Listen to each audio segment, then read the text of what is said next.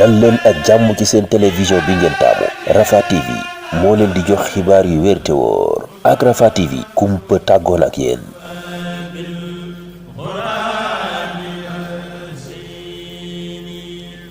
jërë ngeen jëf mbokk yi bàyyi xel seen site internet Rafah TV ñi ngi am mbégte ak kontaan ci ànd yéen ci émission yi nga xamante ne moom lañu faral di ànd yéen fii ci biir kër gi di Rafah TV di mbég bu baax a baax ci topp gi.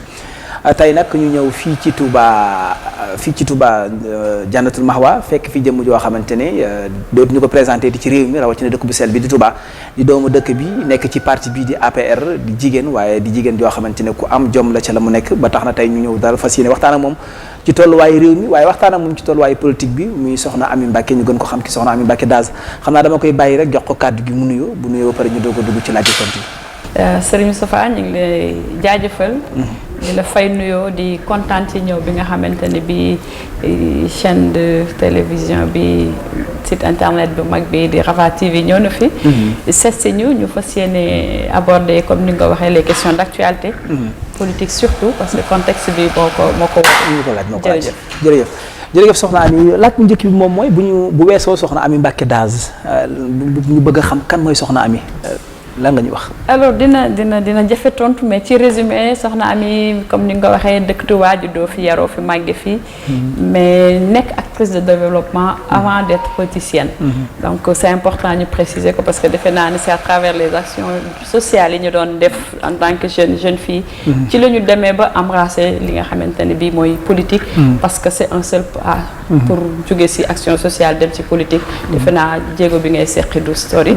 loolu mooy li nga xamante ne bi tey moo ñu dugal ci li ñu nekk nii sur le plan politique ak responsabilité yi nga xamante ne bi am nañ ko donc soxna Amy daal en résumé jigéen la boo xamante ne bi lépp luy jëmale moroomu jigéenam ci kanam ci loolu lay xëy ci lay gon ci loolu lay dox foofu nga mujjee sax fi la ñuy ñëwaat muy soxna Amy ak social dañu seetlu na soxna Amy nit la koo xamante ne dafa bëgg social ba tax na rawatina sax jigéen ñi ni nga leen di jàppale lan moo attachement boobu nga am ci jigéen ñi lan ma ko waral. alors très simple parce que li borom xam-xam bu mag ba doon wax muy Kofi Annan daf ne woon jàngal jigéen mooy jàngal am réew. donc pour man lépp loo def ci jigéen famille bi en général jigéen mooy socle bi. donc ki nga xamante ne bi nag moo uf ñëpp boot ñëpp lépp loo def ci moom def nga ko ci njaboot bi. moo tax ma ne daal comme mënoo defal ñëpp. defalal ki nga xamante ne bi lépp ci kawam la reposé. te jigéen ci famille ci société ci lépp jigéen lépp moo reposé ci kawam ndax ni ko suñu borom bindee moo tax daal ma def focus ne jigéen nañ ko dooleel. alors loolu nag mooy li olof di wax suuf bu sutantee dañ ko jal xëy na affaire yi ñenn ñi dañu soxla rek ku leen xëcc tàllal leen loxo rek pour que yow dinañ la sax jéggi donc ñun loolu lañ comprendre moo tax daal dañuy tàllal loxo jigéen ñi pour que tey fi ñu nekk fi wala ñu nekk fu ñu surtout jànq ji dañ gën a gis ne formation yi ngay def ba ci miss jàpp naa ne miss mathématique jàpp naa ne yépp ñu la koy marrainer lan mooy sa relation ak xale yu jigéen yi alors particulièrement xale yi comme ni nga ko waxee xale yu jigéen yi dañu toll ci jamono boo xam ne dañuy tabax suñu réew. Sénégal ñi ngi wax gaz di wax pétrole di wax zircon di wax or loolu yépp nag di ay meññeenteefu suñu boroom. muy ressources naturelles yoo xam ne fi ñu jëm ay boroomu xam-xam lañ fa soxla. boroomu xam-xam yooyu nag dafa soxla ñu def leen ay formation de qualité. ñu ci jéem a jouer. mais toujours suñu cible jigéen ñi parce que dañu bëgg fii Sénégal jëm àdduna bi jëm fi jigéen ñi am fa positionnement place bu kawe loolu nag ci formation la mën a jaar moo tax tout le temps suñu activité ñu koy def ci formation ak jàngal jigéen ñi d'ailleurs ci la ñu defee woon marraine Miss Mat pour xale yeneen yi nga xamante ne benn cible lañ Touba seetlu bi mooy ni ma ko dundee woon keneen di ko dund dañuy teel a maye école yi jàngale bariwu fi ba tax na xale yi dañuy teel a décrocher maanaam bàyyi ñun nag ñu leen di récupérer pour jàngaleen métier ci lañ ibbee un centre de formation boo xamante ne bi fële ci Ndaamaatu de manière gratuite donc quand je dis gratuit parce que contribution symbolique la ñuy laaj élèves yi su weer deewee mais liñ ci jublu mooy ñi nga xamante ne bi dañuy sëy tas tàggale ko seen borom kër après toog foog ne àdduna tukki na ñu xamal leen ne leen c'est pas le cas ñu accompagner leen offrir leen une seconde chance parce que ku nekk dans ta vie soxla nga amaat une seconde chance moo tax ñuy jël xale yooyu toll ci fukki at ak ñett fukki at ak juróom-ñett ñaar fukk dem kaw sëyeguñu wala mosuñu jàng wala ñu sëy tas ñëw toog defuñu dara ñu leen di jéem a occuper sur le plan de la formation professionnelle. am na solo ñu dugg ci parti bi ci des moom mooy jëm ci wàllum tolluwaay fi nga xamante ne fi nga nekk muy APR fii ci Touba naka nga jàngate taxawaay APR biir Touba. alors APR Touba comme ni ma koy waxee à travers le Sénégal jeune parti la APR. duñ doon wax dañ ko doon misaal dañuy wax liir bu juddu rek dox la. loolu nag may suñu borom la. ci loolu ci la amee ay yu sew yu jar ay réglages. ñi ngi ci ak kilifa yi. mais particulièrement pour Touba li ñu seetlu mooy. Malheureusement jafe-jafe yi ñu fiy am incompréhension la. day doon parce que bu fekkonte ne liggéey rek la ñuy fay li chef la doon wax. xamul fu ñuy fayee wax bàyyi jëf. kon Touba war nañ fee fay jëf ji nga xamante ni bi président wu parti bi notamment le président Macky Sall def na ko fi. mais malheureusement am na incompréhension diggante ñun d'abord ñu fi nekk. parce que président mënu fi wàcc. su fi def ay mbir am na ñu ko war a tasaare pour ñu xam ko. liggéey boobu nag ñi ngi ci def ay jéego. mais defe naa ne ki nga xamante ni moom la koy defar parce que depuis un moment répétition Sëñ Mountakha wax na waxaat. ni ko président Macky def li président Macky Sall defal Sëñ Touba. lu ñu defal Sëñ Touba man jàpp naa ne ñun ñëpp lañ ko defal. te Sëñ Mountakha Cheikhul Khadim. ndax mooy toogaay Sëriñ Touba waxam juree ji mu wax barki dem ci président Macky Sall. defoon naa ne problème bu amoon Touba. ci APR mi ngi sunu ginnaaw. parce que def na déclic. te murit yi xam nañ ne fi mu ne nii sëriñ bi joxoñ na. est-ce que yéen ñi nga xamante ne yéen ay leaders yi fi nekk ci dëkk bi xëy na taxawaay bi moo des ci yéen wala nu mu demee noonu. alors mënuñu lépp. parce que tamit xëy na am na ci loo xamante ne bi ci ñun la ay failles yoo xamante ne bi entre ñun parce que àdduna bi nit ñi ñoo soxla beneen type de politicien. alors violence yi insolence bi et cetera et cetera. mais defe naa ne mi ngi ci sunu ginnaaw. ñëpp conscient nañ ci fu mu nekk nii parce que gis nga législative yi. heure bi daan na fekk yu fi mel ne fer gu dagg. mais tey ci mbaax suñ borom ñëpp comme un seul homme. ci ginnaaw tête de liste bi. pour que ñu jëm ci victoire bi loolu nag bu ñu continuer ci dynamique boobu defe naa ne. APR ak problème am dina mën a nekk si ñun parce que li am solo mooy booloo. et c'est dans l'unité la ñuy réussir lépp loo xamante ne bi ay ni song nañ ko bu ñu booloo rek. daañ ko daan booloo boobu nag moo fi nekkoon jafe-jafe mais fi mu ne nii moom ñu ngi ci sunu ginnaaw ba jàpp nañ ne le problème est réglé. ci biir parti bi zone yi bëri na ci biir Touba waaye zone nga nekk muy ci ginnaaw kii di Makhtar Diop yow nga seere li nga xamante moom moo di wàllum jigéen ñi ci biir jigéen ñi ci APR ndaxam yéen ñi nekk Touba di ay jigéen manko ngeen doon benn pour am ndam. waaw loolu moom jigéen ñi moom defe naa ne bu ñëpp jëloon ci ñoom exemple problème du am. politique nag xam nga manko moom mënul am parce que c'est des chocs d'intérêt ku ne da ngay am loo bëgg. waaye bu lu mel nii amee ñëpp taxaw doon benn moom seetlu nañ ko jigéen ñi élection bi mën a jaar rek. problème am na fu ne ba mu des ci biir jigéen ñi. zone une boobu nga wax nag. effectivement le coordonnateur Mata Diop nekk fa. mooy yore wàllu jigéen ñi muy sama rakk. sama rakk nekk sama partenaire. ñu defandoo sunu xeex yépp ensemble formé parti ba tey dara ñaawul. defe naa su ñëpp jëloon modèle ci zone yëpp comme di xew suñu zone. ñun du ñu am problème parce que Matar lu mu def man la ko defal. lu ma def moom laa ko defal fu mu waxee du ma fa wax fu ma waxee aussi. mel na ne moom wax na fa donc loolu nag dañoo xam ne. dañoo bokk lu ñu bëgg bokk fu ñu jëm te defe naa ne ay bu ñu bokkee bëgg-bëgg. ki bëgg fu mu fanaan ak ki bëgg ko wéttali tëjal buntu bi du leen boole. soxna Ami fan mooy base am Aliya wala Ndam. alors. question piège. Sénégal mooy sama base. fépp foo xamante ne bi boo fa defee dara président Macky Sall am ndam. maa ngi fa. mais depuis un moment parce que comme ni may wax Touba dafa yaatu. te benn nit mënu ko régler. li fi nekk ci ay responsables politiques mënuñu régler le problème de Touba donc on a besoin d'être renforcé et que fu nekk am ku fa nekk. Ndaamaatu Touba sama base naturelle la. parce que fa laa juddoo fa laa démarré sama politique. mais Touba Mosquée dafa nekk un grand centre bu mag bu kenn nit mënul gérer. quand j'ai compris ça ma ne y a des zones yoo xam ne kenn newu fa. parce que Touba Mosquée maa ngi fa Mouta Diop nga fa sëñ Ahmed. même si deful politique mu ngi fa. di accompagner parti bi ak ñeneen. mais y a des zones yoo xam ne dafa viddoon kenn nekk fa. ngeen décentraliser ko quoi. ñu décentraliser man personnellement j'avais pris l'option d'aller à Aliya parce que on a 12 bureaux de vote foofu. te dafa am électeur parce que Aliya dafa am ginnaaw. donc ma ne que chacun gagne chez soi on gagne ensemble. bi ma jëlee Aliya nag def ko muy sama fief. nga xamante ne bi ñu ngi fay def lu am solo sur le plan du développement et des actions sociales mu fay. parce que élection yi ñu génn seetlu bi mooy allié rek ci Touba dañu am ay bureau de vote yu benn bokk yaakaar gagné. loolu c'est un travail de longue haleine bu ñu fa def. te ñu continuer gis ngeen sànq rek. assisté ngeen ci gis naa responsable yi fi jóge woon. waaw am nañu si ñoo xamante ne xàmmee naa leen ñu nekk foofu ci allié pour ñëwoon tey visite la. donc loolu c'est le collectif des délégués de quartier. bu allié laa doon recevoir. ci seen jiitu seen président mu ñëw. pour feddali seen kóllëre. xam ne élection locale yi am na lu ñu fa am mais ñoom et puis seen chargé de communication seen conseil technique mu ngi nii toog.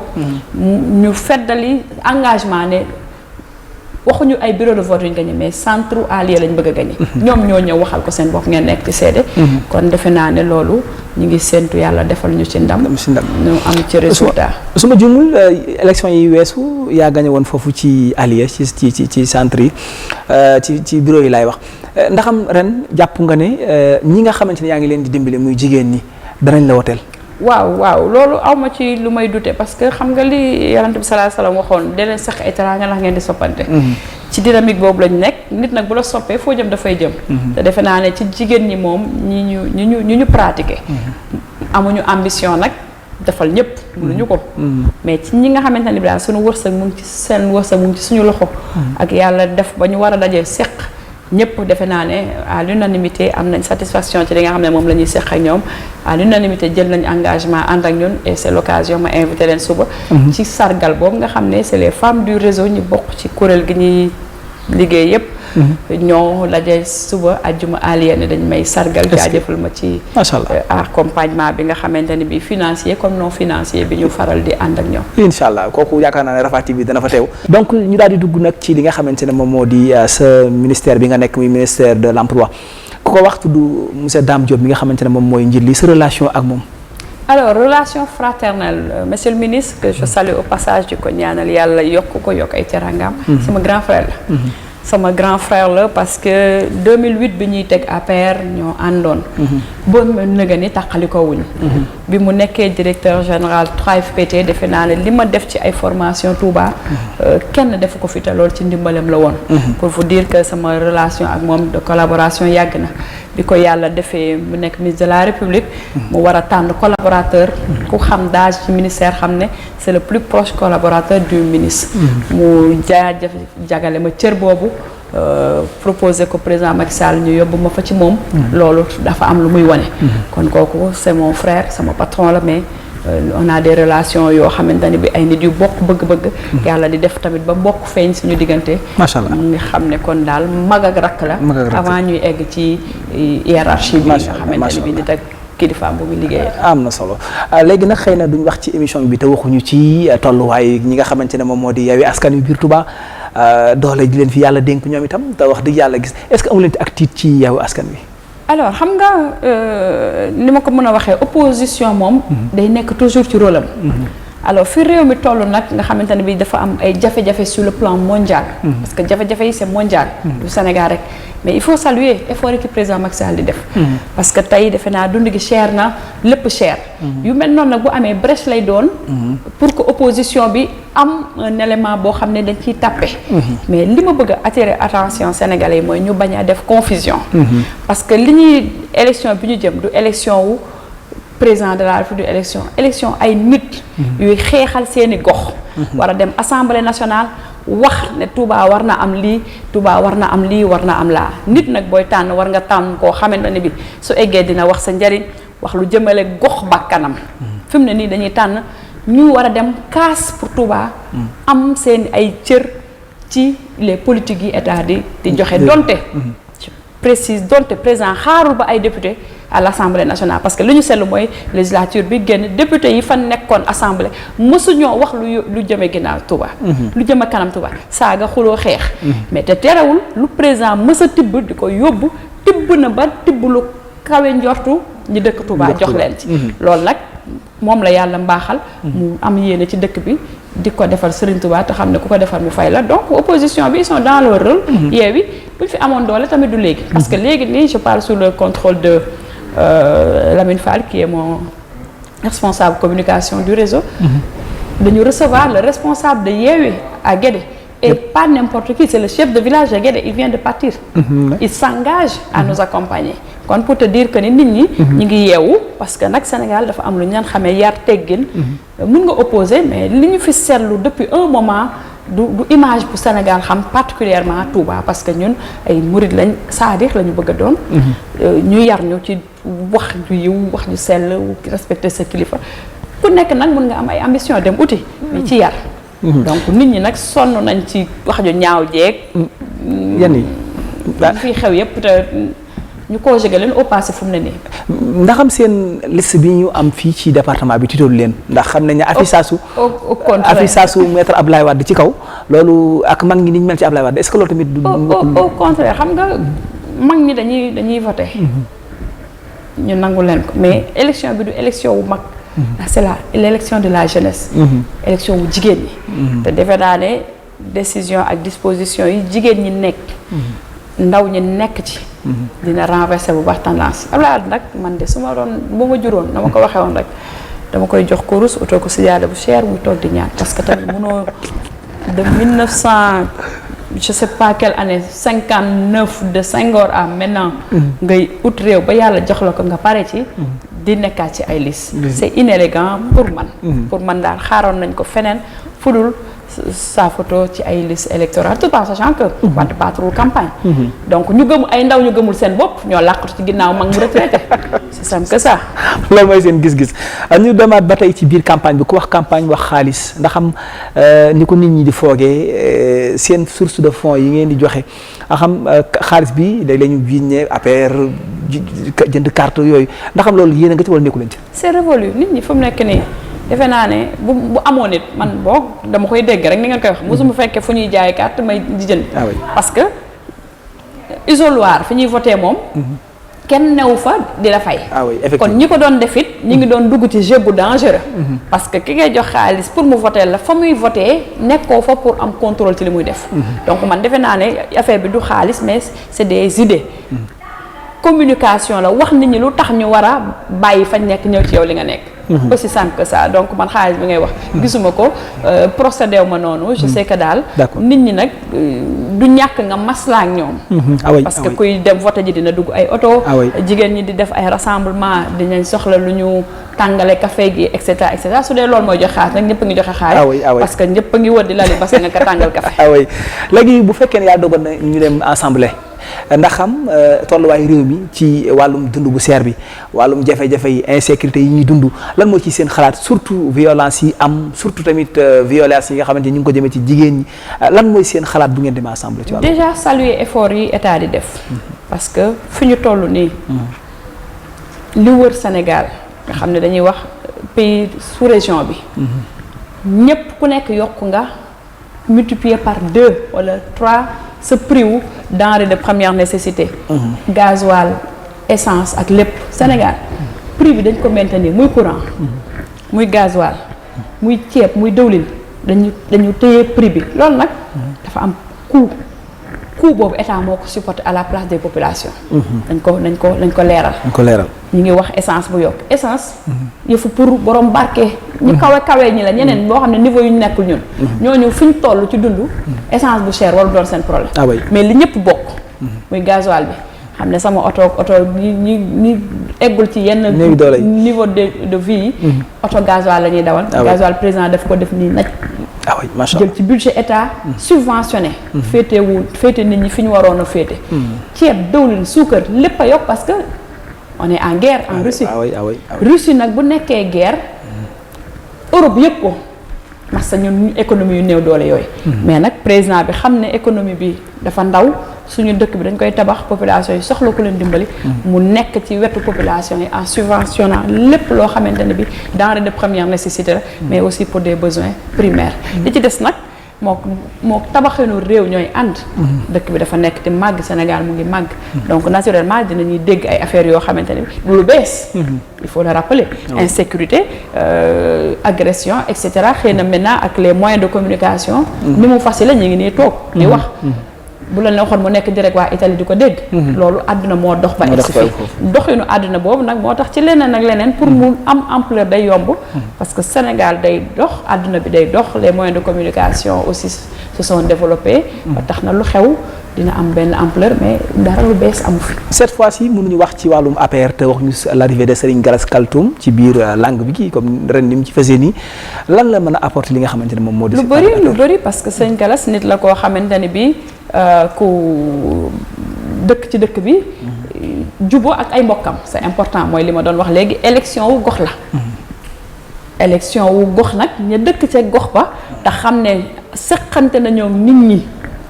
lu tax bu ñu wootee ñu wuyu ñoom la ñuy mettre au devant de la scène donc ñooñu nag mooy li nga xamante ni bi tey ci loolu lañ nekk ñu investir ko ñu koy ñaanal ndam parce que en 2012 investiroon nañ ko ak moom on avait gagné les 5 députés du département kon bu ñu ko investiraatee nii dañuy ñaan yàlla rek ndam lañ amoon 2012 suñu borom mu delloo si waatal ñu ko te mu oyof lool ci gën ci population yi. soo doon évaluer nag. xam naa ne yéen a ngi ci mi-campagne. fi ñu doon jàpp naa ne affaire yi li ci des bareetul soo doon évaluer campagne bi ak résultat bi ngeen jot a am actuellement ndax ngeen amagun dal na xel. dal na xel bu baax a baax. dal na xel pour une seule et simple raison. waxi sëñ Mountakha ji barki dem ci biir campagne bi. loolu moom damaa jàpp ne dompat ci sot la boog sëñ bi dañoo sotle. tam jàpp ne. fu mu ne nii fi réew mi toll waxuma tuubaale. mais fu murid nekk ci à travers le monde. war nga xool joxoñu sëñ Mountakha bi parce que ku sëriñ Touba toog ba ne dénk sëñ Touba rek laa la dénk fa ma la dégoon fa laa la teg ba tey. li ma wax barki démb liste président Macky Sall bi bari ko ci mbartal la ku ci teg sa loxo mu yóbbaale la ku ci teg sa loxo mu dem bàyyi loolu Cheikh Bass waxoon sëñ Touba saxaar la taxaw ci gaal mu jël yóbbu ku fa taxawul nag ku taxaw ci yoonam mu jaar sa kaw jàll léegi nag jaar ci sa kaw jàll boobu nag si mu taxaw moom defe naa ne def na sa président Macky Sall mu di saxaar ku taxaw ci gaal bu yóbbaale ku taxaw ci raay bi dina la paaje ba say morso bi kenn du ko mën a for. d'accord xam naa ne avec les enfants yi nga xamante ne ñu ngi ci mbedd mi di yuuxu baatu Sonko yooyu déranger wu leen. non xam nga ñooñu amuñu carte électeur de wax nga ko ba waxal sa bopp des enfants ñooñu mouvance la rek xam nga daal jamono ju nekk ak lay xew. Sonko phénomène la boo xamante ne bii ay ñooñu ngay wax ñoo xamante ne bii moom. joxewuñ dépense seen kër. ay jeunes la yoo xam ne carte judd kayitu juddu sax seen kayitu juddu jotaguñ ci. mënuñu ébranler kenn donc laisse-les crier. loolu mooy électoral am. d'accord léegi xanaa ma dem ci question bu mujj presque muy seetlu nañ ginnaaw ba ci média lañ nekk président Sonko fan yi mu génne micro RTS en tant que homme de politique yow na nga ko jàngate. bon yu fa xale parce que. ah bon oui moom nu ngeen koy wooyee. Sonko wala. waaw dégg naa sax nga naan président quartier xanaa. alors waa jooju ngeen di wax mu aspiré jiite réew mi waaw président parti ñàkk Pastef. waaw di wooye président parti ñàkk Pastef boobu. génn micro la radio télévision sénégalaise. tax yow nga ne dangaa bëgg a nekk président wu Sénégal. yi fi xale la ba sukk du tere yóbbu say oom. mais nag kon xam nga mu jàngale lu ndaw. maanaam amul du nitu kuy maîtriser wu. parce que mënoon na mere RTS. waaye war naa mën a jël seen micro boole leen ci li muy def ndax ëllëg. bés bu doonee président te lu dul nekk. bu demee ba doon ko. buñ ko na fexe ba nag RTS na ko changé bés bu jotee ci réew mi te loolu du am. loolu yaakaar naa ne mooy ku sa wujj di salam doo seet jàpp naa ne. non la neex wooyee ko noonu kooku moom mu jëw baay moom kooku.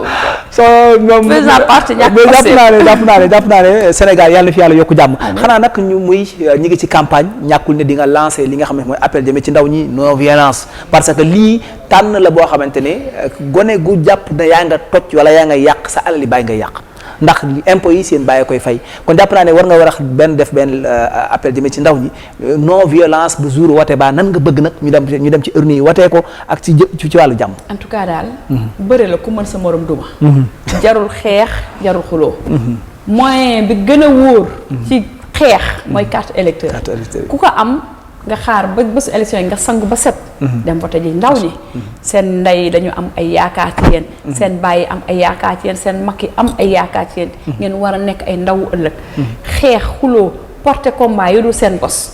lim leen di gàllankooral. gis nañu ci dee seen waajur perte nañ. ñi ci damm seen waajur ñoo leen di faj. ñi ci ñàkk seeni baaraam wala loo ci mën a am gàllankoor ña la ko def la woon du ñëw ci sa wet dangaa mën a xeex ki fi nekk neexu la jëla sa carte dem wane ji ko te fu mu ne nii nag ndaw ñi defe naa ne yeewu nañ parce que xam nañ ne président Macky Sall fi mu jëmee réew mi buñ ci tegee seen loxo ci taal bi sëñ Mountakha taal moom na ci ñëpp sànni matt mu jëm ci kaw élection yi maa ngi wax xale yëpp ñu xàmmee bulletin marron beige bi macha allah. donc kon yaakaar naa ne ñoo seetaanandoo émission bi gis ngeen waxtoo ñu fi di joon te waxtoo nu déjjati waxtu waa ngi buuru jëm ci jeex jàpp nañ ne liñ ci am doyalu leen ñu itam doyaluñ parce que waxtaan wi ni ñu ko bëggee woon noonu lañ ko amee boo doon am kàddu yooyu tàggatoo wala loo bëggoon a wax te sama xel àggul ci laaj la ko la nay doon. sant ak gërëm tey gën a ñaanal Cheikh Mountakha Serigne Touba mu yàgg fi. amiin yàlla oyofal yan bi ci kawam. di ñaan yàlla ci barke Cheikh Mountakha mu defal président Macky Sall majorité. pour que li nga xamante ni bi moom la sumb muy naal ko ci jëmale Sénégal ci kanam. yàlla defal ko ci ndam. te ñëpp fekke tam gën ci Sénégal. macha allah may profité occasion bi nag di nuyu sama papa Baye Alla Sylla responsable politique APR moom yàlla dafa doon mu nekk sama baay pare nekk ci APR di sama baay joo xamante moo sama papa ay wërlër lañ ma koy nuyu baax a baax di ñaanal ñëpp jàmm di ñaanal Sénégal yàlla na fi yàlla yokk jàmm rawatina dëkk bu sell bi di Touba di ñaanal Cheikh Serigne Mountakha Bassirou Mbacké mu yàgg fi loolu tànd biir comme ni ko sama bàjjan defee léegi kon di sant baax a baax monsieur Fall mi nga xamante ne moom sama wërlër moom itam ñëw itam teew assisté émission bi sant ñëpp gërëm ñëpp di ñaan yàlla ñu àgg ci élection yi ak jàmm di ñaan ñu def ko ci bismillah rahmaani rahiim àggal ko ci alhamdulillahi rabbil alamin sant ñëpp gërëm ñëpp asalaamaaleykum wa rahmatulahi taala wa barakaatu. jërëjëf. dal leen ak jàmm ci seen télévision bi ngeen taamu Rafah TV moo leen di jox xibaar yu wér te wóor ak Rafah TV kumpa tàggoon ak yéen.